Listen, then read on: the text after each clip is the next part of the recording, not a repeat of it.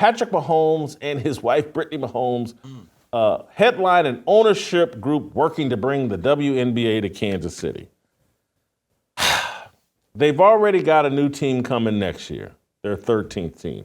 Then I think the next year they got 2 more teams coming. And now Kansas City wants to be the 16th team.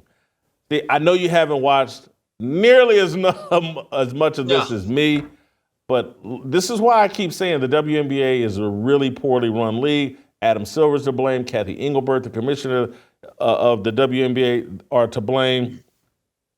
This league can't handle expansion right now. They're struggling for 144 players on the 12 teams they have. There's not 48, 4 more teams times 12. There's not 48 more players.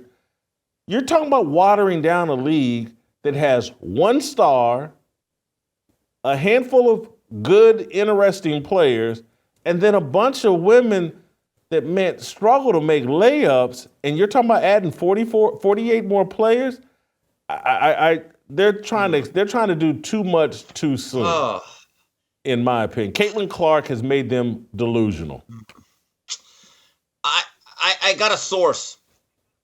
Yeah, I heard Caitlin Clark this offseason is doing a lot of military press because she's got to carry 4 more teams on her broad shoulders. I mean, Jason, again, I know I'm making an apples to oranges comparison, but this is what it reminds me of. Remember the dearly departed United States Football League? I was actually a big fan watching that as a young child in Valencia, California. One of the few sporting events my dad ever took me to, believe it or not, was the New Jersey Generals playing the LA Express at the Coliseum. My dad worked for Miller Lite. He had got tickets through the company. First game of Herschel Walker, by the way. And the New Jersey Generals had this owner. Don't know whatever happened to him. Anyway, so here's the thing. The worst mistake that league made, in my opinion, was expanding after a first year. People forget they actually got decent television ratings on ABC and then ESPN. Chet Simmons, I believe, was their commissioner. And if I'm not mistaken, they had about 12 teams. They hit all the major markets. And out of nowhere, they said, okay, we're going to add 6 more. And if you read the books, you do the research, which I've done a little bit, it's the worst mistake they could have made. And here's the thing, Jason. The USFL actually had some major stars like Herschel Walker. And they had a bunch of Hall of Famers that were quality football players that we all knew through either their association with their college or really good long careers in the National Football League. And it's the worst mistake they ever made. They expanded too quickly, and then they made that ill-fated move with the lawsuit, and they tried to move to the fall and it ended the league. So it's a little bit different. But, Jason, here's the point that I want to make. You cannot tell me that there aren't more good football players and with a bigger passion for any type of football than women's basketball. That's the point. So, yeah, good luck with this. I don't think it's going to work, but you may be locked out anyway. And it's one of these deals like when they're leading with, hey, Patrick Mahomes and Brittany Mahomes are trying to buy. It screams that, again, God bless them, and I'm a Patrick Mahomes fan. I'm Brittany Mahomes fan. But they're being used like, oh, look at these celebrities. And so this is more of a brand move than a sound business decision. Look at these celebrities, the biggest star in the NFL. He wants to buy into the WNBA. That's not a move of substance. That's a move of, hey, let's build the brand and say the cool people are all trying to buy into the WNBA. The league can't support it. I lived in Kansas City for 16 years. Once these teams every few weeks get to host Caitlin Clark in their arena, and now 4 more teams are going to be less likely that Caitlin Clark visits your arena as often as she needs to make the league relevant. And once people get exposed to a lot of basketball that doesn't involve Caitlin Clark and all these missed layups and all this other stuff that would only increase with 48 more players. Next thing you know, I'm just telling you, people are, I don't like this. And particularly when the Caitlin Clark type fans, the new fans, they go into the arena and look at the environment, and it's a gay pride environment. It's a mistake. They're trying to do way too much, way too soon. Jason, you know one thing I've never done as a sports fan of any team? If you're having any concerns over how much you're paying for health insurance, click the link in my bio to schedule a call with the amazing team at Crowd Health. Crowd Health is revolutionizing healthcare. Pay your healthcare bills without the need for insurance. Click the link in my bio, schedule a call with Crowd Health today. Buy a ticket because I want to see the owner or who owned the team. Now, maybe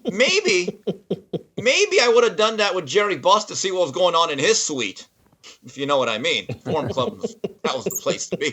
But the whole marketing plan is, you're right, because everything's around, come see Caitlin Clark. I think I've told you this. I remember in the 90s when the Clippers were just bad. I mean, they were terrible. They played at the LA Sports Arena.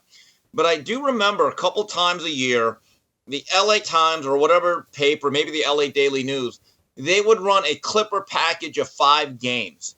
Okay? And it'd be like a half-page spread. And what they would do is they'd show a picture of Dominique Wilkins, Larry Bird, Magic Johnson, and maybe Patrick Ewing. Here's a 4-pack. Come see these guys.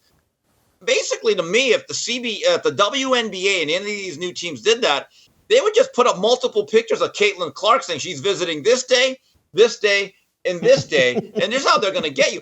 But if you want this date, and this date, you got to buy 5 other games. That's basically going to have to be the marketing plan for this expanded WNBA.